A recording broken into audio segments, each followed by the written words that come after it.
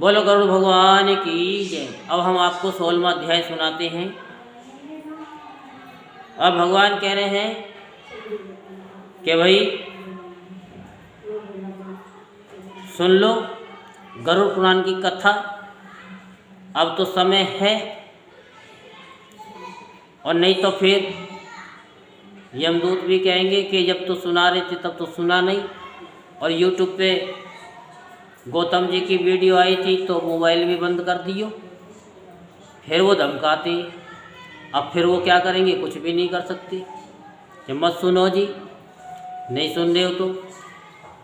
गरुड़ जी ने पूछा कि हे दयानिधि, अब मैं सनातन मोक्ष का उपाय सुनना चाहता हूँ। सब और दुख में अति मलिन इस घोर असार संसार में अनेक प्रकार के शरीरों में विद्यमान अनंत जीवों के समूह उत्पन्न होते हैं और मृत्यु का ग्रास बनते हैं। वे सदा दुख और भय से व्याकुल रहते हैं। कभी कोई सुखी नहीं दिखाई देता, और सुखी दिखाई देते हैं तो पापी लोग दिखाई देते। बहुत से कहते हैं गुरु जी ये जितने पाप कर रहे हैं ये ही बढ़ रहे हैं, और जो हम पूजा कर रहे हैं हम तो दुखी रहते हैं। तो इसका कारण क्या है? तो भैया इसका कारण तो हम आपको कल बताएंगे। कल सुनना ध्यानपूर्वक, बिना माइक के। तो वे किन उपायों से इस संसार की बाधाओं से छूट सकते हैं? श्री भगवान बोले, हे गरुड़, तुमने जो मुझसे पूछा है उसका उत्तर मैं तुम्हें बताता हूँ, जिसके सुनने मात्र से ही मन संसार सागर से पार हो जाता है। सुनने मात्र से। अब जैसे कि आप सड़क पे जाते हो गाड़ी लेकर के, तो टोल टैक्स तो देना ही पड़ता है, और सूर्य भगवान अपनी रोशनी देते हैं, तो क्या वो कोई टैक्स लेते हैं? वृक्ष पर फल लदे होते हैं, वृक्ष क्या कोई आपसे कहते हैं कि पैसा दो? कोई टैक्स लेते हैं भगवान? क्या ये धरती आपसे टैक्स लेती है? ये तो राजा लोग, ये जो मंत्री संतरी होते हैं, ये हाउ टैक्स ले लेते हैं। भगवान तो टैक्स लेते नहीं। बस भगवान तो सिर्फ एक ही कहते हैं कि संसार में आए हो 84 लाख योनि से भुगत करके आए हो, और 84 लाख नरक में है। 84 लाख ही नरक हैं। हर योनि में एक का एक ही नरक होता है। 84 लाख योनि बताई गई है, जो मैं उस दिन से सुना रहा हूँ, 4-5 दिन से। तो इतनी ही योनि है। इन योनियों से कैसे पार हो, इन नरकों में जाया ना जाए, उसके लिए क्या करना है? जिह्वा से नाम लेना, सुनना तुम कान से, और पापी तर जाए तेरे पावन गुणगान से। बड़े से बड़ा पापी भी सुनने से तर जाता है। जिह्वा से नाम लेता है तो तर जाता है। तभी तो कहते कि भजन कर मस्त जवानी में, बुढ़ापा किसने देखा है। और बुढ़ापे में फिर सुनाई नहीं देता। फिर बच्चों से कहते, बच्चों मशीन ला दो, हमको सुनाई ना दे रहा। और मशीन भी काम नहीं करती, सेल भी डाउन हो जाता है। बच्चे भी परेशान हो जाते हैं कि भाई तुम इतना ऊंचा सुनते हो, हम कहाँ से इतना जोर जोर से बोलें? कि नेक जोर से बोल दो, कि ना तुम्हारे कान पे डीजे लगवा दे मैं? क्या हाँ भैया लगवा दो। तो भैया फिर तो बुढ़ापे में ऐसे ही हो गए। तो बुढ़ापा ना आए इसीलिए तो कहते कथा को सुन लो गरुड़ पुराण की। इस संसार में पर ब्रह्म स्वरूप कला रहित सर्वज्ञ, सबके कर्ता, सबके स्वामी, निर्मल और अक्षय शिव हैं। उनका अंश ही जीव संज्ञक है। जिस प्रकार आघात लगने से अग्नि में से चिंगारी निकलती है, उसी प्रकार अनादि कर्म से, अनादि विद्या द्वारा आघात होने पर देह आदि उपाधियों से विभूषित जीव उत्पन्न होता है। सुख तथा दुख के देने वाले पुण्य और पापों से बंधे हुए उन जातियों से युक्त हो देह, आयु और कर्मों से उत्पन्न भोग को प्रत्येक जन्म में पाता है। हे गरुड़, उनसे भी परे मोक्ष प्रयत्न सूक्ष्म लिंग शरीर को पाता है। स्थावर वृक्षादि जीव, कृमि आदि तथा पक्षी, पशु, धर्म करने वाले मनुष्य और देवता ये क्रम से मोक्ष के भागी होते हैं। अर्थात वृक्षादि के बाद कीट, तदंतर पक्षी, फिर पशु और इसके बाद धर्मात्मा होकर के देव तत्व को पाकर उनका मोक्ष हो जाता है। 4 प्रकार के शरीर, पिंडज, अंडज, स्वदज, उद्भिज, हजारों जन्म को भोगते हुए मनुष्य होकर ज्ञानी बनता है। 84 लाख योनियों में शरीरधारियों को मनुष्य शरीर के बिना अन्य किसी शरीर में तत्व ज्ञान की प्राप्ति नहीं होती। तत्व ज्ञान क्या है कि जैसे पानी, जल, वाटर, नीर कहता है कोई, और साइंटिस्ट के पास जाओ, हम जैसों के पास में, तो हम कहते हैं कि H2O है। हाइड्रोजन के 2 अणु हैं, ऑक्सीजन के 16। इस संसार में अनंत जन्मों को धारण करते करते पुण्यों के उदय से जीव मनुष्य जन्म पाता है। अत्यंत दुर्लभ मोक्ष की सीढ़ी रूप मनुष्य जन्म को पाकर यदि वह अपनी आत्मा का उद्धार नहीं करता तो उससे बढ़कर और कौन अज्ञानी होगा। जो मनुष्य इस उत्तम नर देह को पाकर अपनी आत्मा का हित नहीं करता वह ब्रह्म घातक होता है। बिना शरीर के किसी को भी पुरुषार्थ कर नहीं होता उनसे। इसलिए देह और धन की रक्षा कर पुण्य कर्मों की साधना करें। सदा आत्मा की रक्षा करनी चाहिए। आत्मा ही सबका पात्र है। आत्मा की रक्षा के लिए यत्न करना चाहिए, क्योंकि जीवित रहेगा तो अनेक कल्याणकारी मार्ग को देखेगा। गांव, खेत, धन, घर, शुभ अशुभ ये तो बार बार मिलते हैं, परंतु ये मनुष्य शरीर बार बार नहीं मिलता। बुद्धिमान सदैव शरीर की रक्षा का उपाय किया करते हैं, क्योंकि कोई भी अपना शरीर त्यागने की इच्छा नहीं करता। शरीर की रक्षा से तो धर्म सिद्धि होती है, धर्म से ज्ञान प्राप्त होता है, ज्ञान से ध्यान योग की प्राप्ति होती है, ध्यान योग ही मोक्ष का द्वार है। जो आदमी अपनी रक्षा स्वयं नहीं करता तो भगवान कहता है कि मैं तेरी रक्षा कैसे कर सकता हूँ, तुझको तो गरुड़ पुराण सुनना ही पड़ेगा। अरे सुन ले भैया, सुन ले। हाँ, नहीं तो अंत समय पछताएगा। अपनी आत्मा को बुरे कार्यों से नहीं बचा सकता तो दूसरा कौन आत्मा का हित करने वाला होगा। जो इस लोक में नरक रूप रोग की चिकित्सा नहीं करता तो वह रोगी औषधि रहित देश में जाकर कैसे चिकित्सा करेगा। बुढ़ापा तो सामने मुंह बांधे सिंगनी के समान खड़ा है और आयु फूटे हुए घड़े से पानी के रिश्ते हुए के समान निकली जा रही है। रोग शत्रु की भांति शरीर का नाश कर रहे हैं, इसलिए कल्याणप्रद कार्य का अभ्यास कर लेना चाहिए। जब तक दुख आश्रय ना ले और इंद्रियां व्याकुल ना हो जाएं, तब तक कल्याण के उपाय करते रहना चाहिए। जब तक ये मनुष्य शरीर प्राप्त है तब तक परमार्थ तत्व का अभ्यास कर लें, क्योंकि घर में आग लग जाने के बाद कुआं खोदने से कोई बेनिफिट नहीं होता और रोग आदि लग जाने पर तत्व विचार नहीं हो सकता। इसीलिए तो कहते कि राधे राधे बोल लो, रोगों को भगा दो, राम नाम की फेरो माला और नरक द्वार में लग जाए ताला, और राम नाम की औषधि खाइए, जन्म मरण का रोग मिटाइए, मिट जाए जन्म मरण का खटका और राम भगत मेरा कहीं नहीं अटका। तो काल संसार में उत्पन्न हुए अनेक कार्यों को नहीं देखता, परंतु बड़े दुख की बात है, बड़े दुख के साथ कहना पड़ रहा है। पर हम दुख के साथ नहीं कह रहे हैं, हम तो खुद सी के मारे कह रहे हैं कि यहाँ तो यमदूत विजयनगर क्षेत्र में नहीं आएंगे, क्योंकि हमने धर्म की ध्वजा उठा लिया कि मनुष्य दुख सुख तथा अपने हित को नहीं जानता। सभी उत्पन्न हुए लोगों को दुखित, मरा हुआ और आपत्ति में ग्रसित और दीन दुखियों को जल के फैन के समान देह में जीव स्थित है, जिसमें प्रिय स्त्री पुत्र आदि का मिलाप भी अनित्य है, तो फिर वह किस प्रकार निर्विघ्न रह सकता है? जो मनुष्य अपने भले बुरे आत्मज्ञान को नहीं पहचानता, वे शत्रु रूपी सांसारिक विषयों को हितकारी समझता है, अनित्य देह आदि को नित्य समझता है। ये समझता है कि हम तो मरेंगे ही नहीं।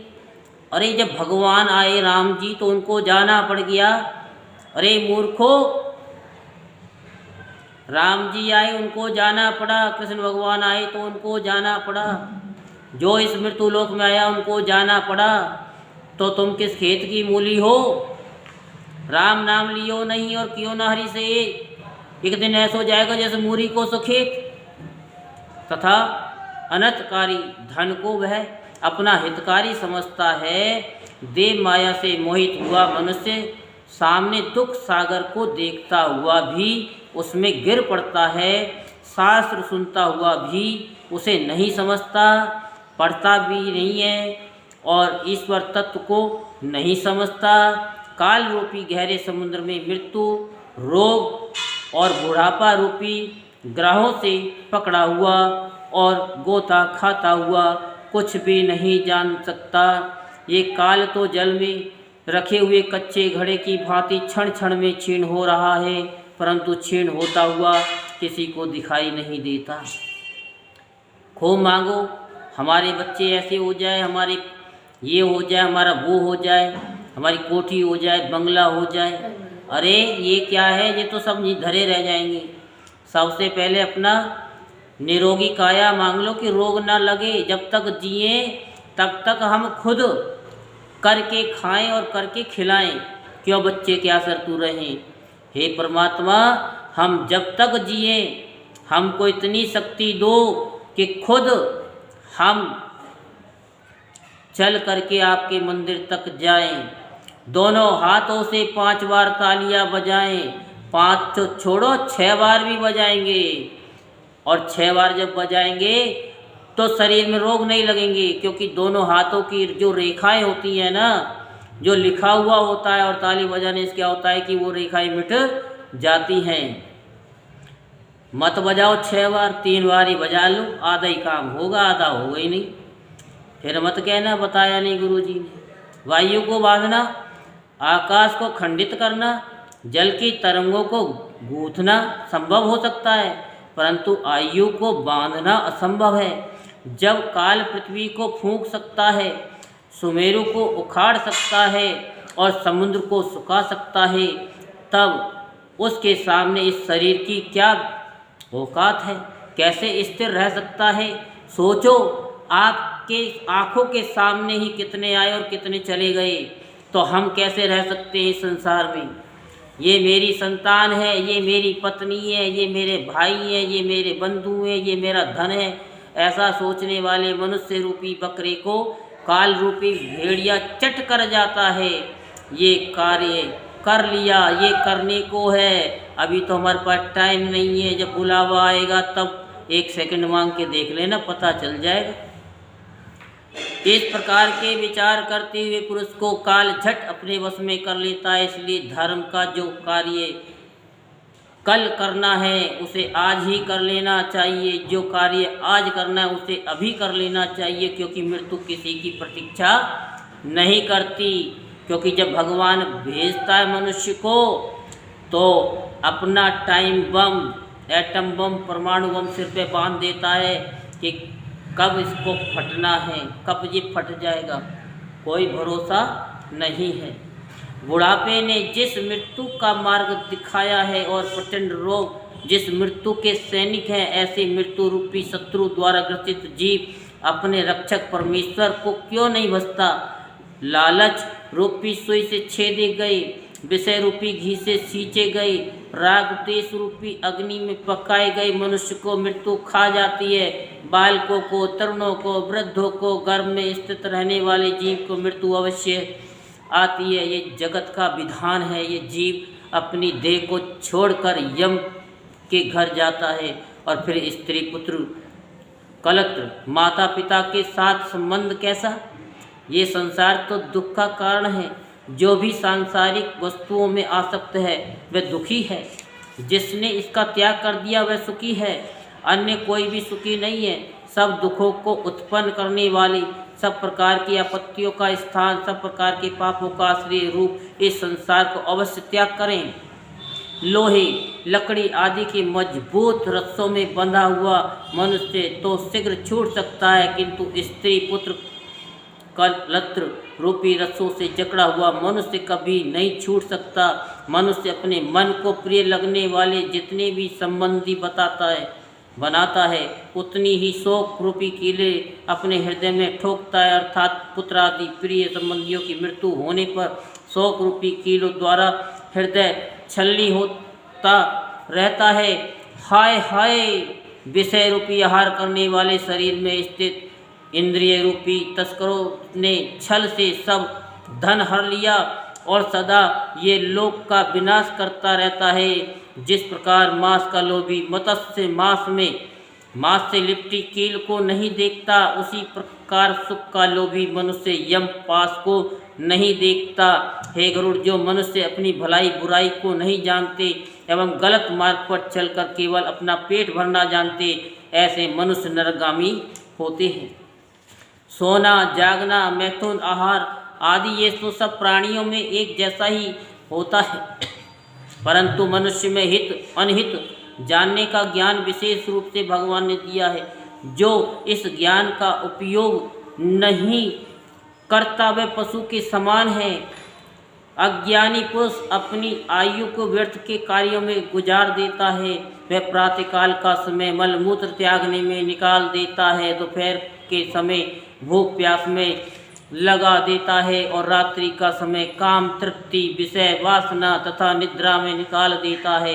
इस प्रकार के अज्ञानी पुरुष धन, स्त्री, पुत्र, कलत्र आदि से मोहित होकर जन्मते एवं मरते रहते हैं, इसलिए इनका त्याग करना चाहिए। यदि सब ना छोड़ सके तो बड़ों के साथ संग करना चाहिए, क्योंकि बड़ों का संग बता गया है कि संत समागम औषध है।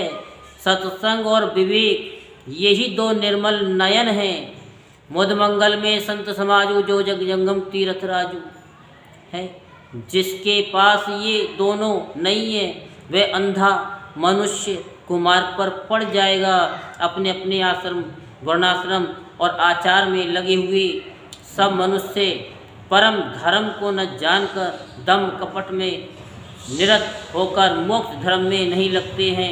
वे व्यर्थ ही जन्म मरण पाते रहते हैं। कोई धर्मत्व को न जानकर यज्ञ आदि कर्मों में आसक्त होकर परिश्रम करते हैं तथा मोक्ष धर्म ने जानते हुए जो व्रताचार्य आदि में लगे रहते हैं तथा क्षुधा तृषा आदि सहन करते हैं, किंतु यज्ञ व्रत आदि के मूल कारण मोक्ष धर्म का इनको लक्ष्य न समझकर विचार युक्त न होकर प्रचारक बन बैठे हैं और कई एक क्रम कांड में पारायण होकर केवल मंत्रों का उच्चारण तथा होम आदि ही मुक्ति कारक हैं, ऐसा समझकर ही ज्ञान से रहित हो रहे हैं।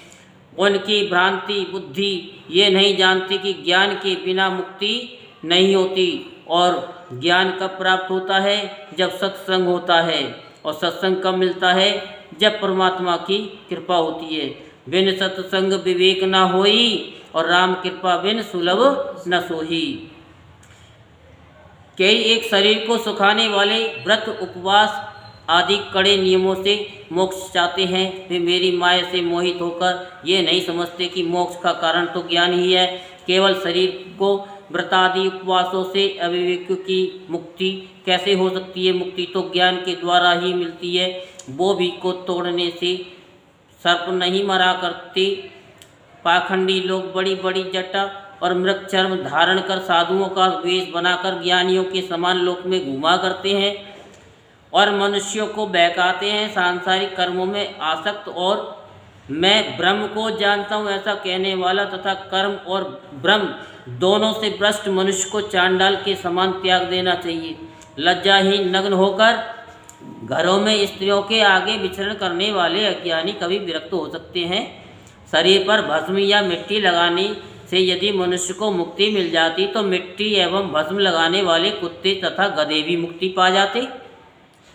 तिनके पत्ते और जल का आहार करने वाले और सदैव वन में बसने वाले सियार, चूहे, मृग आदि क्या तपस्वी होते हैं?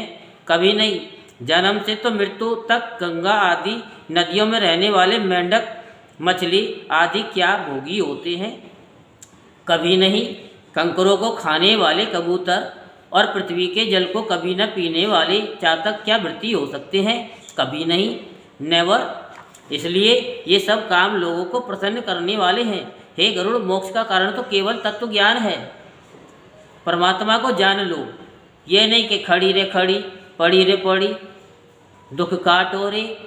अरे दुख काट लो, लेकिन परमात्मा को जान भी तो लो। और जान भी कौन सकता है? जो जाने सो दे जनाई जानत तुम्हें हो जाई।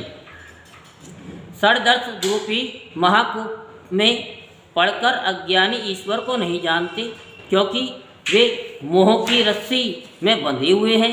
वेद शास्त्र रूपी घोर समुद्र में इधर उधर छटपटाते हुए कुछ तार्किक खड़ुमियों, शोकादि क्षय उर्मियों को रोकने में व्याकुल रहते हैं, अर्थात कुतर्क से द्वैत ज्ञान में पड़े रहते हैं।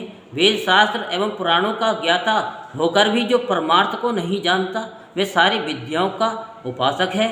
उसका वह सब कुछ पढ़ना कौवे के बोलने के समान मिलता है। ये ज्ञान है और ये जानने योग्य है।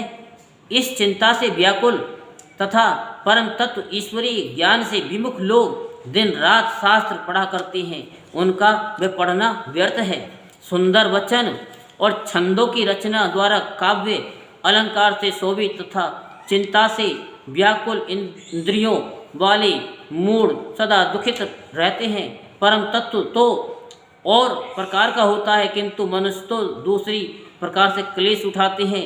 इसी प्रकार शास्त्रों में महावाक्यादि का विचार अन्य प्रकार का होता है, किंतु उनकी व्याख्या दूसरे प्रकार से करते हैं। गुरु आदि के उपदेश रहित अहंकारी पुरुष स्वयं तो अनुभव करने की सामर्थ्य नहीं रखते और दूसरों से पूछने में लज्जा करते हैं कि वेद शास्त्र पढ़कर दूसरों को उपदेश देते हैं, किंतु स्वयं ब्रह्म तत्व को नहीं जानते। जैसे कलच्छी पाक रस में फिरती हुई भी पाक स्वाद को नहीं जानती। करछी, चमचा। जिस प्रकार पुष्पों का भार तो सिर पर होता है, किंतु उसकी सुगंध का ज्ञान तो नासिका ही जानती है। इसी प्रकार वेद शास्त्र तो सब पढ़ते हैं, परंतु मोक्ष तत्व का विचार कोई बिरला ही करता है। मोक्ष तत्व तो आत्मा में स्थित है, परंतु मूर्ख मनुष्य उसे न जानकर शास्त्रों में खोजता है। जैसे मूढ़मती ग्वाला काख में बकरी का बच्चा रहते हुए भी उसे कुएं में देखता है। केवल आत्म तत्व की बात करने से अज्ञान की निवृत्ति नहीं होती। जैसे दीपक की बात करने से अंधकार नहीं छूटता। बुद्धिहीन का पढ़ना अंधे को दर्पण दिखाना जैसा है। इसी प्रकार बुद्धिमान पुरुषों को ही शास्त्र पढ़ने से तत्व ज्ञान होता है। दिव्य सहस्त्र वर्षों की आयु भी शास्त्रों को समझने के लिए कम है। अतः ये ज्ञान है, ये सत्य है। इस प्रकार से सार रूप समझना उत्तम है। शास्त्र विशाल है, आयु थोड़ी है, उसमें भी करोड़ों विघ्न बाधाएं हैं। अतः शास्त्रों का सार तत्व ही जानना उत्तम है। जैसे जल में से दूध को हंस ग्रहण कर लेता है, उसी प्रकार बुद्धिमान पुरुष वेद शास्त्रों को पढ़कर तत्व ज्ञान को समझ ले। जिस प्रकार धान चाहने वाला पुआल में से धान निकालकर पुआल को फेंक देता है, उसी प्रकार तत्व ज्ञान पाकर पूरे शास्त्र को छोड़ दे। जैसे अमृत से तृप्त पुरुष अन्य आहार से कोई प्रयोजन नहीं रखता, वैसे ही तत्व ज्ञान होने पर पूरे शास्त्रों से कोई प्रयोजन न रखे। हे गरुड़, वेदों के पढ़ने से मुक्ति नहीं मिलती और न शास्त्रों के पढ़ने से मुक्ति मिलती है। केवल तत्व ज्ञान से ही मुक्ति मिलती है। चारों आश्रय मुक्ति का कारण नहीं है, न सठ दर्शन ही कारण है। उसी प्रकार सब शुभ कर्म भी मुक्ति दाता नहीं है, केवल ज्ञान ही मुक्ति का कारण है। गुरु की केवल एक वाणी ही मुक्ति को देने वाली है। सब विद्याएं तो विडंबना करने वाली हैं। जैसे हजारों जड़ी बूटियों में संजीवन बूटी ही उत्तम है। एक अद्वैत ब्रह्म ज्ञान कल्याणप्रद है उसमें कर्म आदि का परिश्रम नहीं है। ऐसा ज्ञान गुरु के मुख से ही मिलता है, करोड़ों शास्त्रों के पढ़ने से नहीं मिलता। ज्ञान दो प्रकार का है, एक शास्त्रोक्त और दूसरा विवेक से उत्पन्न। शास्त्रोक्त ज्ञान तो शब्द में ब्रह्म है और विवेक से उत्पन्न ज्ञान पर ब्रह्म रूप है। कोई अद्वैत को श्रेष्ठ मानता है तो कोई द्वैत को श्रेष्ठ समझता है, किंतु वे द्वैत और अद्वैत रहित सम तत्व को नहीं जानते। ये मेरा है, ये तेरा है, ये दो शब्द मोक्ष के बंधन है। मेरा है से तो जीव बंध जाता है और ये मेरा नहीं है, इससे जीव बंधन से मुक्त हो जाता है। कर्म वही है जिसमें बंधन न हो और विद्या वह है जो मुक्ति प्रदायन यानी प्रदान करने वाली हो। अन्य कर्म तो केवल परिश्रम के लिए है एवं विद्याएं केवल शिल्प में निपुणता हेतु है। जब तक सांसारिक वासनाएं और इंद्रियों की चंचलता है तब तक तत्व ज्ञान नहीं मिल सकता। तप, व्रत, तीर्थ, जप, होम, पूजन, वेद शास्त्रों का अध्ययन आदि से तत्व ज्ञान प्राप्त नहीं होता। इसलिए हे गरुड़, मनुष्य को सब प्रकार का यत्न करके सब अवस्थाओं में तत्वनिष्ठ होना चाहिए। दैहिक, दैविक और आध्यात्मिक पापों से सताए हुए मनुष्य को धर्म और ज्ञान रूपी केवल रूपी फल फूल वाले हैं तथा स्वर्ग और मोक्ष रूपी फल वाले वृक्ष की छाया का आश्रय लेना चाहिए। इसलिए ज्ञान द्वारा श्री गुरु के मुख से आत्म तत्व को जानना चाहिए। इससे जीव घोर संसार रूपी बंधन से छूट जाता है। तत्व जानने वाले का जो अंतिम कर्तव्य है उसको मैं बताता हूँ, जिससे जीव मोक्ष निर्माण संज्ञक ब्रह्म को पाता है। अंतकाल आने पर जीव मृत्यु से निर्भय होकर देह में जो इच्छाएं हैं उन्हें त्याग दे तथा पुत्र आदि का मोह छोड़ दे। घर का त्याग कर धैर्य के साथ पवित्र तीर्थ जल में स्नान कर पवित्र होकर एकांत आसन में विधिवत आसन लगा कर बैठ जावे। पर ब्रह्म का त्रिवृत्ति शुद्ध अक्षर जो ओंकार है उसका मन से अभ्यास करे तथा ब्रह्म जीव ओम का स्मरण करता हुआ श्वास को जीत कर मन को वश में करे। ये तो चलो शास्त्र में लिखा है, लेकिन वास्तविक आपको भगवान के दर्शन कराते हैं। कैसे कि आप भगवान के मंदिर में जल चढ़ाने तो आए और जल चढ़ा करके आप जब जा रहे हैं तो जितने भी जीव आपको जो भी मनुष्य दिखाई दे रहे हैं उनमें आप भगवान को देखें तो आपका जीवन आपकी पूजा सार्थक है। अगर तुम किसी इंसान के अंदर परमात्मा को नहीं देख सके तो आपने अभी तक जल चढ़ाया ही नहीं भोले बाबा पे। बुद्धि को सारथी बनाकर मन द्वारा अपनी इंद्रियों को विषयों से हटावे, शुभ कर्मों से मन को भगवान के स्वरूप में लगावे, फिर ब्रह्म में एकांत रूप धारण करे, अर्थात मैं ब्रह्म हूँ, पर परम धाम परम पद ब्रह्म रूप हूँ। इस प्रकार विचार करके शुद्ध आत्मा में अपने मन को लगावे। ओंकार का उच्चारण करता हुआ जो देह त्याग करता है वह परम गति को प्राप्त होता है। ज्ञान और वैराग से रहित कपटी जहाँ नहीं जा सकते उस गति को बुद्धिमान ही पाते हैं। वह मैं तुमसे कहता हूँ, मान मोह से रहित संग द्वेष को जीतने वाले, आत्म ज्ञान में निष्ठा वाले, अभिलाषाओं का त्याग करने वाले, कामनाओं से निवृत्त, सुख दुख के द्वंद्व से छूटे हुए ज्ञानी मनुष्य नाश रहित पद को पाते हैं। जो मनुष्य सत्य रूपी बल वाले तथा राग द्वेष रूपी मैल को छुड़ाने वाले ऐसे ज्ञान रूपी कुंड वाले मानस तीर्थ में स्नान करते हैं वही मोक्ष पाते हैं। कौन पाते हैं? कि जो ये गाना बोलते हैं, चांदी की दीवार न तोड़ी, प्यार भरा दिल तोड़ दिया, एक निर्धन की बेटी ने धनवान से नाता तोड़ दिया। तो ऐसे ही जब भगवान के जो भक्त होते हैं वो किसी का दिल नहीं तोड़ते, ना चांदी की, ना सोने की, ना चांदी की। वो एक सब के अंदर परम पिता परमेश्वर को समझ करके उसको अपना मान लेते हैं और वो किसी के हृदय को दुखाते नहीं हैं। दृढ़ वैराग को धारण कर जो मुझे अनन्य भाव से याद करता है वही पूर्ण वैराग्य द्वारा प्रसन्नात्मा निश्चय ही मोक्ष पाता है। मुक्ति के तीर्थ क्षेत्र इस प्रकार हैं: अयोध्या, मथुरा, हरिद्वार, काशी और कांचीपुरी, उज्जैनी, द्वारिका। तत्वज्ञानी मोक्ष पाते हैं। तत्वज्ञानी मोक्ष पाते। मोक्ष का मतलब समझते हो कि एक बार मरने के बाद में दोबारा फिर मृत्युलोक में ना आना पड़े, उसे मोक्ष कहते हैं। जो स्वर्ग में जाते हैं वो अपने जो पुण्य किए हैं, पुण्य करने के बाद में जब वो खर्च हो जाता है, ख़त्म हो जाता है, तो फिर वो नीचे मृत्युलोक में लुढ़का दिए जाते हैं कि जाओ दुख भोगो। फिर बोलो कि संकट काटो रे भगवान, संकट काटो रे। 4 प्रकार के भक्त बताए थे ना, एक निष्काम होकर के, एक सकाम होकर के भगवान की भक्ति की जाती है, और एक कौन सी की जाती है तीसरे नंबर की, कि जब कोई महासंकट आता है तब भगवान को हम पुकारते हैं। और वैसे दूर दूर तक भगवान के लिए कौन भगवान, कैसा भगवान हम नहीं जानते। जब संकट आता है तो भगवान के दरबार में आ जाती। और एक जो होता है, जो तत्वज्ञानी होता है, जो जानने का इच्छुक होता है कि भगवान है तो दिखाई क्यों नहीं देता, और दिखाई क्यों नहीं देता तो गुरु के पास आओ, हमारे पास आओ, हम बताएंगे कैसे नहीं दिखाई देता। तत्वज्ञानी मोक्ष पाते हैं, धर्मात्मा स्वर्ग में जाते हैं, पापी लोग दुर्गति पाते हैं, पशु पक्षी कीट आदि जन्मते मरते रहते हैं। श्री विष्णु भगवान के गरुड़ से कहते हैं कि मैंने सारे शास्त्रों का निष्कर्ष तुम्हें 16 अध्याय में सुना दिया, अब और क्या जानने की इच्छा है। गरुड़ जी हाथ जोड़कर बोले, आपने अमृत में वचन सुना करके इस संसार रूपी सागर से मुझे पार कर दिया है। मेरे सब संदेह जाते रहे हैं, अब मैं कृतार्थ हो गया। जो स्मरण करने से दुर्गति को हटाते हैं, पूजन यज्ञ द्वारा जो सद्गति देते हैं, अनन्य भक्ति के द्वारा मुक्ति देते हैं, ऐसे श्री हरि भगवान जन्म मरण से मेरी रक्षा करें। ये गरुड़ जी को जब संशय हुआ था कि मैंने राम जी को नागपाश से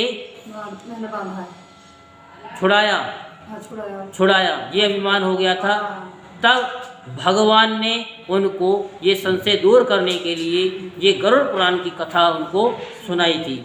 अब थोड़ी सी रह गई है, समय बहुत ज़्यादा हो गया, 2 घंटे हो गए। अब जो है बाकी 17वां अध्याय कल सुना देंगे, और अगर आपकी इच्छा हो तो अभी कर दें। थोड़ा सा रह रहा है बस, तो सुनाओ। सुना दूँ? चलो टेंशन नो। सारे लोग यूट्यूब पर जम कर के देख रहे हैं, बड़े जम कर के देख रहे हैं, बड़े हर्ष के साथ देख रहे हैं। चलो जी 17वां अध्याय इसी में कंबाइंड कर देते हैं इस वीडियो में। श्री विष्णु भगवान ने कहा कि हे गरुड़, मैंने सब और दैहिक पारलोक संबंधी सब कथा कहकर सुनाई। जो इस आख्यान को 10 दिन के भीतर सुनते हैं उनके सब पाप नष्ट हो जाते हैं। ठीक है, ये पारलोक संबंधी कृत्य पितरों की मुक्ति देता है एवं पुत्रों के मनोरथ पूर्ण करता है। क्या करता है? पुत्रों की मनोरथ।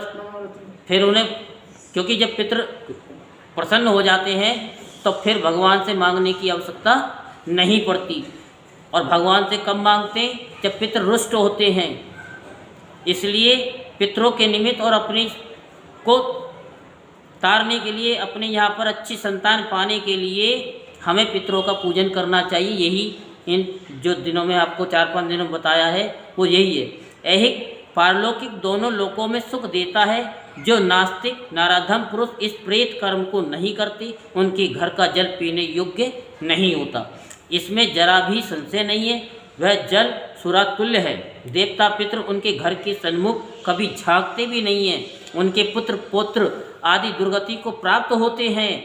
प्रेत की क्रिया न करने वाले ब्राह्मण, क्षत्रिय, वैश्य और शूद्र सब चांडाल तुल्य समझे जाते हैं। जो इस पवित्र प्रेत आख्यान को सुनते हैं या सुनाते हैं, सब पापों से छूट जाते हैं।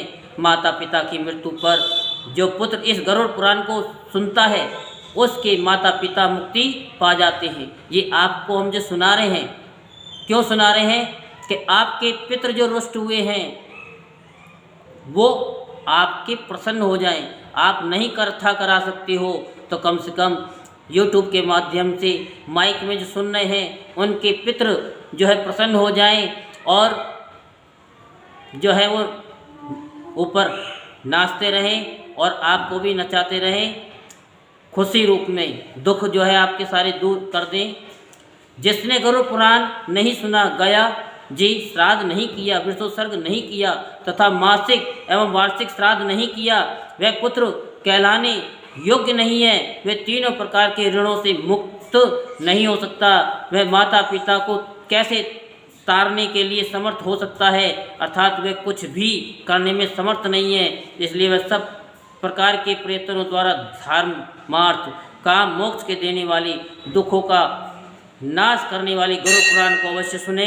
यह पुराण पुण्यदायक है, पापों का नाश करने वाला है। इसके श्रवण से ब्राह्मण को विद्या, क्षत्रिय को पृथ्वी, वैश्य को धन धान्य की कमी नहीं रहती तथा शूद्र पातकों से शुद्ध होता है। एक हम ही ऐसे हैं जो आपके भले के लिए गरुड़ पुराण सुना रहे हैं। गरुड़ पुराण को सुनकर सुनाने वाले को सैया आदि एवं और सब प्रकार से दान देना चाहिए, अन्यथा उसे फल नहीं होता है। सर्वप्रथम इस पुराण को पूजा करके वस्त्र, आभूषण, गौदान और दक्षिणा देकर कथावाचक की पूजा करनी चाहिए। ये आप लोगों के लिए नहीं, जो घर में कथा करते हैं, गरुड़ पुराण कराते उनके लिए है। आप तो केवल सुनने हो, इसी से फल मिल रहा है। श्री विष्णु भगवान कहते हैं कि हे गरुड़, इस प्रकार गरुड़ पुराण की कथा सुनाने वाले की पूजा करना मेरा ही पूजन है। वाचक के संतुष्ट होने पर मैं ही संतुष्ट होता हूँ, इसमें कोई संशय नहीं है। अगर आप देना ही चाहते हैं तो इस कथा को सुन करके अपने व्हाट्सएप के ग्रुप में शेयर कर देना, हमें दक्षिणा मिल जाएगी। अगर किसी ने एक ने भी सुन लिया, उसका उद्धार हो जाएगा। यहीं पर ये गरुड़ पुराण महापुराण यहाँ पर संपूर्ण होता है। बोलो गरुड़ भगवान की जय। अब सोमवार से आपको शिव पुराण की कथा सुनाई जाएगी विस्तार पूर्वक। राधे राधे तो बोलना ही पड़ेगा। जय जय श्री राधेश्याम, जय जय श्री राधेश्याम, जय जय श्री राधेश्याम।